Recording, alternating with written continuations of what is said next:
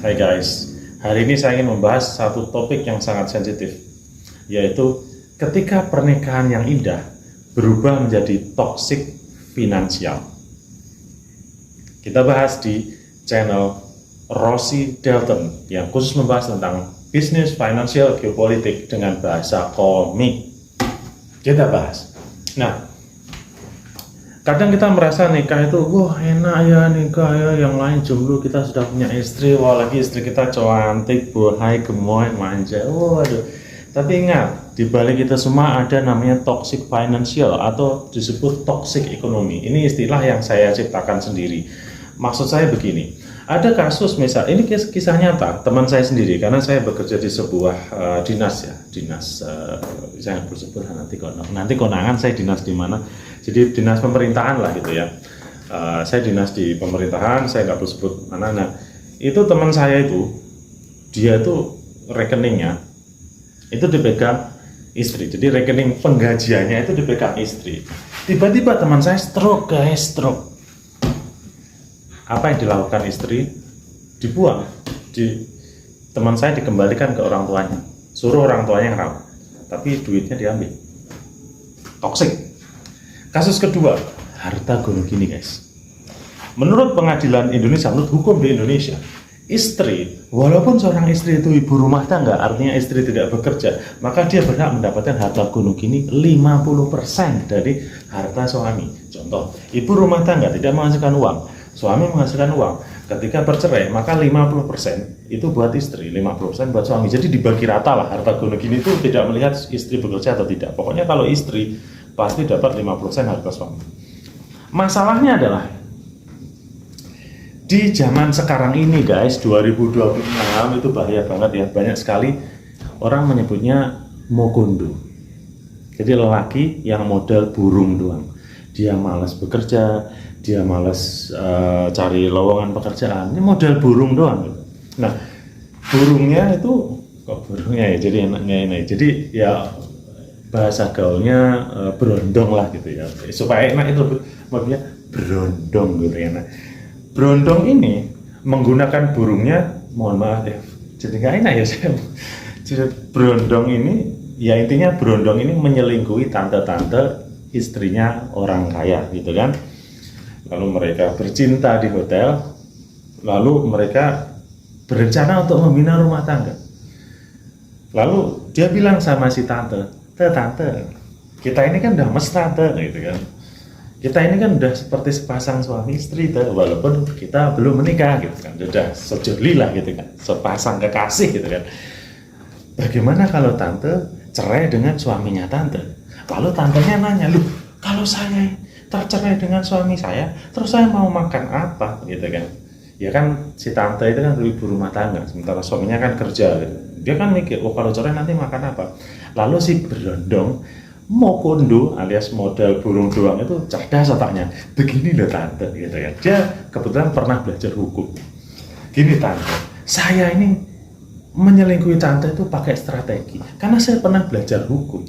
Walaupun seorang istri itu ibu rumah tangga, tapi dia berhak mendapatkan 50% harta gono gini dari suaminya. Akhirnya apa yang terjadi? Terjadi perceraian.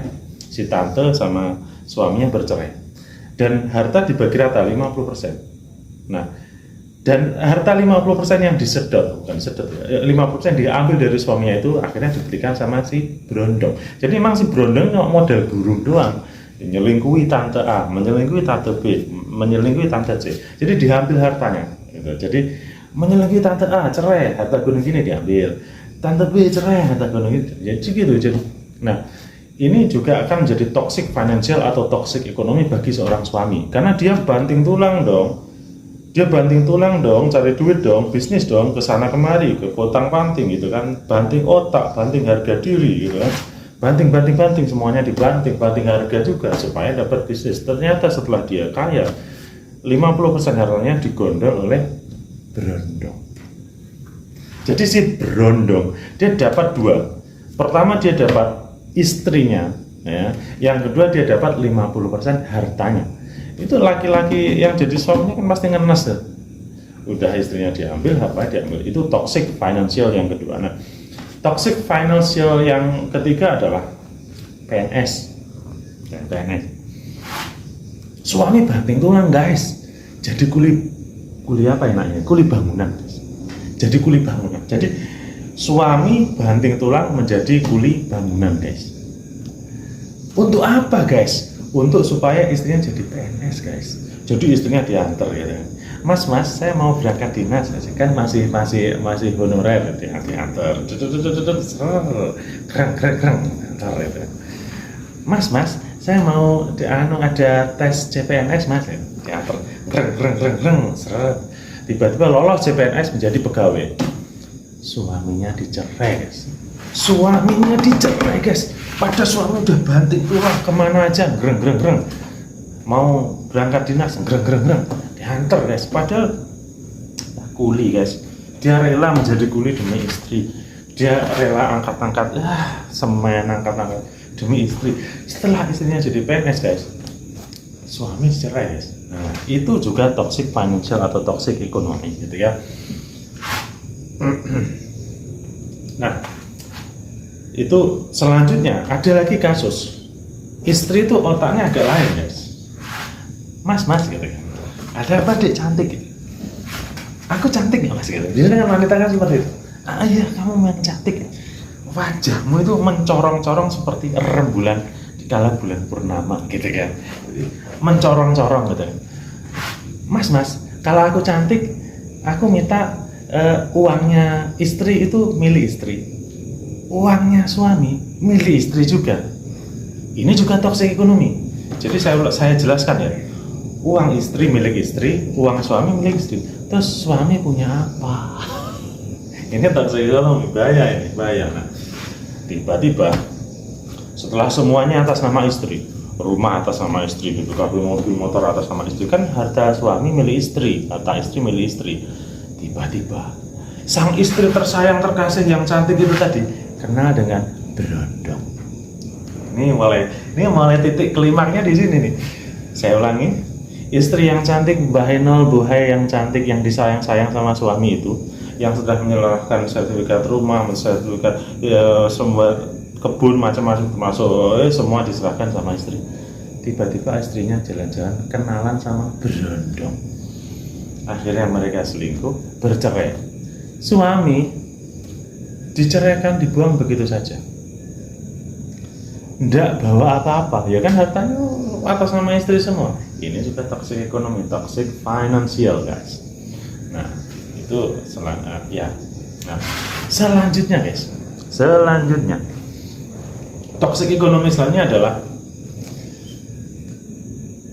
suami banting tulang, banting otak, banting harga diri, banting apa lagi ya? Banting keringat. Jadi pokoknya semuanya dibanting-banting ya. Kepala di kaki, kaki di kepala. Tangan di kaki, kaki di tangan gitu. Jadi benar-benar suami itu banting tulang. Kayak nyawa itu diserahkan ya. Dek, ada apa mas? Saya itu sayang sama kamu dek. Kamu itu cantik, mau manis, mau manja, aduhai gemoy. Saya itu jangankan gaji saya, jangankan dompet saya, nyawa saya pun saya serahkan sama kamu adinda tersayang gitu ya. Jadi suami yang banting tulang, banting otak, hadir. Tetapi di pihak istri, dia tidak pernah menghargai suami. Artinya dia suami yang banting tulang, dia ngasih makan, ngasih berjuang dan lain sebagainya gitu kan, tidak dihargai. Sementara laki-laki lain yang cuma ngasih 100.000 itu diungkit-ungkit. Lalu dia bilang sama suaminya, mas, aku sama Pak Eko kemarin dikasih 100.000. Dia tuh Pak Eko itu orangnya baik loh mas, lebih baik dari kamu gitu. Bayangkan coba, makpeng gitu kan, seperti tahu ya makpeng itu apa? Seperti kesambar petir debuar, terus setelah itu dipukul kepalanya pakai palu, peng gitu kan rasanya, makpeng gitu kan. Suami yang banting tulang, banting otak, banting harga diri, banting semuanya dibanting, bahkan nyawa pun dikasih sama istri, tidak dihargai. Sementara suami orang atau teman kerja atau apalah yang cuma ngasih 100.000 saja diungkit-ungkit, katanya lebih baik, lebih mulia dari suami, itu rasanya makpeng gitu kan. Sakit banget guys. Itu luka yang tidak berdarah, guys. Itu juga toxic ekonomi. Nah, selanjutnya ada juga toxic ekonomi yang lebih dramatis. Istri bekerja, suami juga bekerja. Gaji suami dipakai untuk kebutuhan sehari-hari, untuk makan dan lain sebagainya, untuk bensin. Bahkan kemana-mana sang istri diantar, guys. Jadi pokoknya pengeluaran keluarga itu pakai gajinya suami. Sementara istri gajinya utuh. Suami berharap tuh, wah gaji saya rela, saya habiskan untuk kebutuhan keluarga. Yang penting gaji istri utuh untuk finansial. Tapi tiba-tiba, guys, sang istri ngomong alias mengadu kepada orang tuanya, katanya tidak pernah dikasih nafkah. Ini sering terjadi dan terjadi juga sama saya, karena saya ini duda, guys. Saya dicerai istri juga karena kasus yang sama. Jadi saya berjuang semampu saya menafkahi semampu saya untuk kasih makan dan sebagainya supaya gaji istri utuh. Ternyata malah dia selingkuh. Saya dicerai begitu saya, makanya saya udah. Ini juga toxic ekonomi. Nah, kita bahas sebagai sesama laki-laki yang terzolimi, asik, sama lelaki yang terzolimi ya, korban perempuan, guys, korban perempuan kita ini ya. Gimana ya, kalau korban perempuan kayaknya terlalu sadis ya. Memang sadis ya memang ya. Jadi sebagai laki-laki korban perempuan, lebih tepatnya bukan korban korban toxic financial keluarga alias pernikahan gitu ya. Untuk mengatasi semua masalah-masalah tadi yang saya sebutkan, satu, sebelum nikah harus ada perjanjian harta gono-gini. Itu penting, karena itu penting banget ya. Ini penting banget. Jadi kalau lo sekarang belum nikah, saya misalkan belum nikah, jangan pernah nikah kalau bisa ya di zaman indeks ekonomi yang sangat keras ya kan, di mana banyak sekali mokondo berondong yang berkeliaran yang siap menerkam istrimu lalu menyuruh cerai, lalu 50% hartamu atas nama gono gini diambil. Nah gitu. Ini penting untuk membicarakan tentang harta gono gini. Jadi bikin surat perjanjian pranikah bahwasanya hartamu hartaku, hartamu hartamu, guys, hartaku ya hartaku. Jadi tidak ada pencampuran harta, sehingga terjadi perceraian, tidak ada harta gono gini, sehingga berondong yang modal burung doang itu kecelek alias kecewa. Ternyata dia sudah melakukan perjanjian pranikah, berarti saya tidak bisa merampas 50% harta suaminya dong. Nah, kecewa. Jadi penting perjanjian pranikah tentang harta gono gini, itu penting supaya mengantisipasi ada orang-orang mokondo ya kan, berondong yang mencari harta dengan menyelingkuhi istri orang atau tante-tante nakal gitu ya, tante-tante girang gitu kan. Nah, yang kedua adalah cara mengantisipasi toxic financial seperti ini adalah lelaki harus punya simpanan, simpanan istri. Bukan, tapi nggak apa-apa sih punya simpanan istri. Tapi ya saya ngomong di sini bukan simpanan istri, guys, simpanan financial alias simpanan uang, guys. Ya tapi kalau uangnya kebanyakan punya simpanan istri boleh juga sebenarnya, tapi ya jangan bilang istri. Intinya saya ngomong simpanan finansial alias simpanan duit. Kenapa ini penting? Jadi kalau lo tidak punya simpanan, seperti banyak kasus misalkan ketika suami stroke padahal rekeningnya dipegang oleh istri, ya lo jadi sampah, guys. Lo dibuang begitu saja, nggak punya penghasilan, kan gaji lo udah rekeningnya udah dipegang sama istri, lo sampah, guys. Jadi lo harus punya apa? Simpanan duit. Lo harus punya simpanan duit. Jadi kalau sewaktu-waktu at least lo diceraikan sama istri lo punya duit, guys. Punya duit ya. Nah, yang selanjutnya adalah jangan terlalu percaya dengan mulut manisnya istri. Istri itu paling pintar ngomong-ngomong, lalu sertifikat rumah atas nama istri, sertifikat kebun, pekarangan atas nama istri. Ini bahaya. Kalau saya berprinsip, guys, daripada sertifikat saya atas namakan istri, lebih baik gua atas namakan anak gua. Karena anak tidak ada mantan anak, kalau istri ada mantan istri, guys. Saya lebih rela, kalau saya, guys ya, salah satu cara untuk mengatasi toxic financial atau toxic ekonomi adalah jangan pernah sertifikatkan rumahmu atas nama istri, tapi sertifikatkan rumahmu atas nama anakmu, karena itu darah dagingmu. Itu tidak akan pernah ada mantan anak kalau mantan istri ada. Itu ya. Itu penting. Kenapa?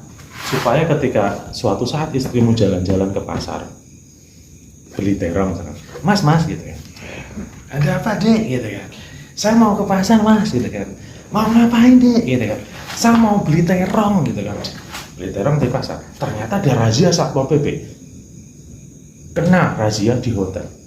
Suaminya kecewa dong, ngakunya di pasar beli terong, kok tiba-tiba kena razia Satpol PP di hotel dengan berondong. Nah, kalau ini bisa terjadi, maka kamu akan dibuang seperti sampah, karena rumah sertifikat atas nama istri, pekarangan atas nama istri, kamu hanya jadi sampah guys. Kamu diketawain sama selingkuhan istrimu, kamu marah pun tidak bisa. Dek, saya marah, kenapa mas gitu kan? Tadi kamu ngomong katanya ke pasar beli terong, kenapa sekarang kamu itu ke hotel? Memangnya hotel jualan terong gitu kan? Istri, karena sertifikat semua atas nama istri, BPKB atas mobil motor atas nama istri, ya istri santai aja jawabnya. Mas, di pasar terongnya habis, makanya saya cari terong di hotel. Salah saya di mana mas? Terus suaminya malah, ya kamu salah lah, itu nggak boleh. Kamu kalau cari terong di pasar, nggak boleh cari terong di hotel. Suami, terus istrinya ngomong lagi, mas, rumah atas nama saya, mobil atas nama saya, motor atas nama saya, Anda gembel.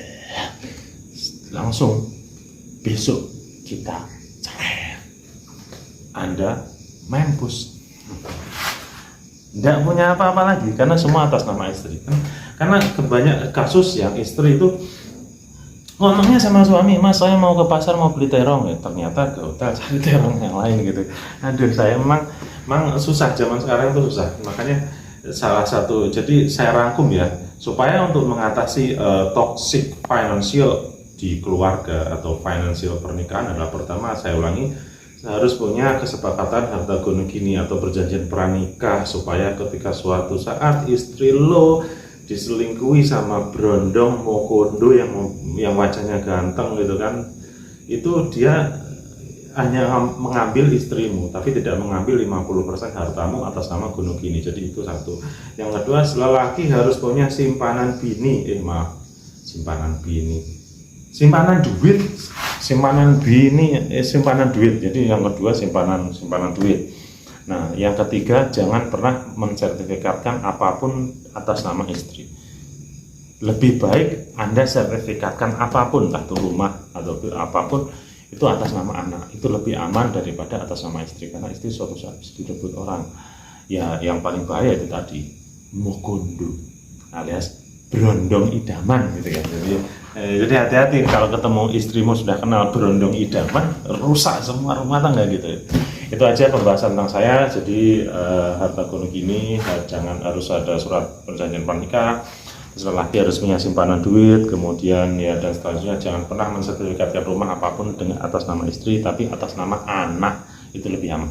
Itu aja dari saya. Kita bahas tentang bisnis, finansial, dan geopolitik selanjutnya. Tetap stay tune di channel saya, Rossi Dalton, membahas bisnis, finansial, dan geopolitik dengan bahasa komik.